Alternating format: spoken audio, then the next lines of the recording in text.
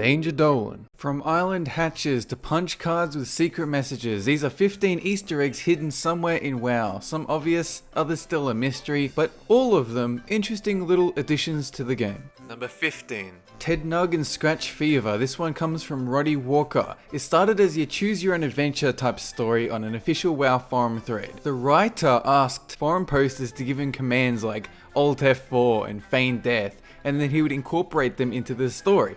It turned into such an epic tale that Blizzard devs decided to put the main characters, Ted Nog and Scratch Fever, into the game, where they wander the path between Razor Hill and Orgrimmar to this day. If you'd like to read the full story, and I recommend you do, it's linked in the description box below. Number 14. The Smiley Face under Karazhan. This one comes from Enter the Lurkmaster. You have an instance Karazhan for level 70s and the open world Karazhan Tower. If you manage to exploit your way inside the open world tower, you're treated with a curious smiley face image spanning the entirety of the round edges. It's unknown why the face is there, but likely it was just a bored developer assuming nobody would be able to see it, and they were wrong. Number 13. The Kerrigan Photo. Inside every goblin shredder, mostly found around Stone Talon Mountains or Ashen Vale, there's a tiny hidden image of Sarah Kerrigan from StarCraft. Likewise inside the mountable sky golems from patch 5.2. There's another Kerrigan photo, but this one taken from StarCraft 2. That's right, it's an Easter egg of an Easter egg. Number 12. The Twin Paradoxes. This one comes from Vuful. During the Well of Eternity dungeon, if you happen to wield the Warglaze of Azeroth while you're fighting Parathon, Illidan will quote a couple of lines. Curious weapons you wield, such power. As well as my personal favourite line, you seem prepared. There's been debate as to whether this remains canon or not. Number 11. The Nomragan cards. This one's from Captain Cook. In Nomragan, you have access to a series of cards that can be used with the Matrix Punchograph 3005B.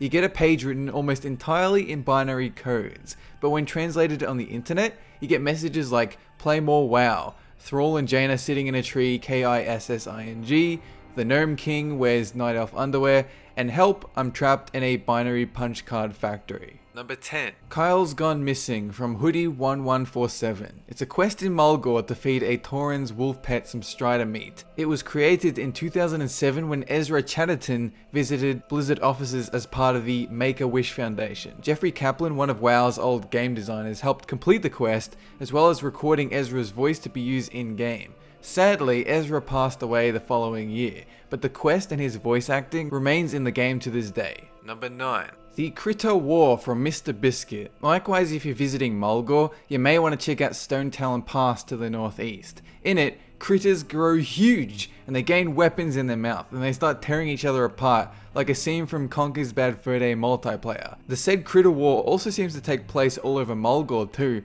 possibly in retaliation to players constantly killing them for no reason. Number 8. The Nova Shrine. This one's from Casper Caulfield. Netherstorm in Outland, the south of Arklon ruins. There's a round blue shrine floating on one of the purple rocks. There's no quest or reason for it to be there, and it resembles futuristic Draenor technology, but it's actually a shrine made by the devs, a shrine to one of their cancelled games, StarCraft Ghost. You can even hear StarCraft music quietly playing in the background. Number 7. The Voices of Lordaeron from Cineas. When you walk inside the ruins of Lordaeron, it's the same path Arthas famously walked down during the Warcraft 3 cinematic. You can hear the soft chimes of victory bells from above, and inside the throne room you can, if you turn up your volume, hear the last conversation between Arthas and his father. Likewise, the tomb of King Taranis lies at the entrance of Undercity. Number 6. The Wildhammer Factchecker from Roxanne. This NPC was added to the game when Ian Bates, the red shirt guy, stepped up at BlizzCon to remind the devs that it was Falstad, not Kurdrin, that would take over the Wildhammer seat in Ironforge. This correction became so infamous that they decided to implement an identical looking character as Ian to the game, so as to ensure they wouldn't make the same mistake again. Number 5. The Story of the Caravan from Rantamies. There's an often overlooked trail just outside Gadgetson that tells a neat story without using any words. It starts with a lot of footprints, then as the trail goes on, people start to die, their bones are left behind, and less footprints continue onward. It ends with a ruined camp, as if the travelers had been waiting on supplies that never came.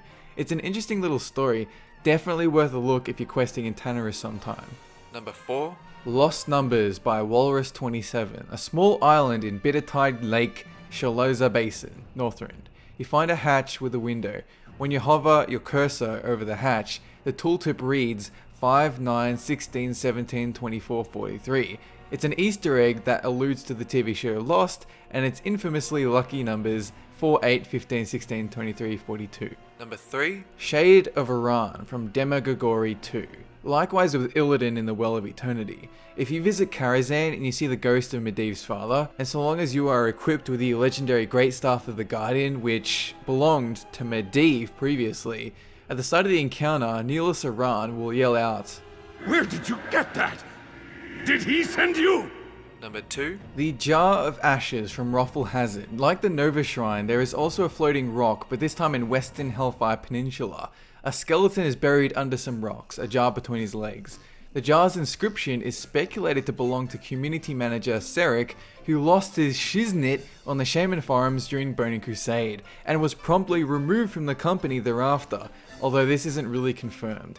Here is the inscription in its entirety. Here is a jar of ashes. These are the ashes of my sanity, my passion and my drive, all utterly destroyed by themselves. May all those who look upon these desolated lands of Hellfire remember this fallen peon.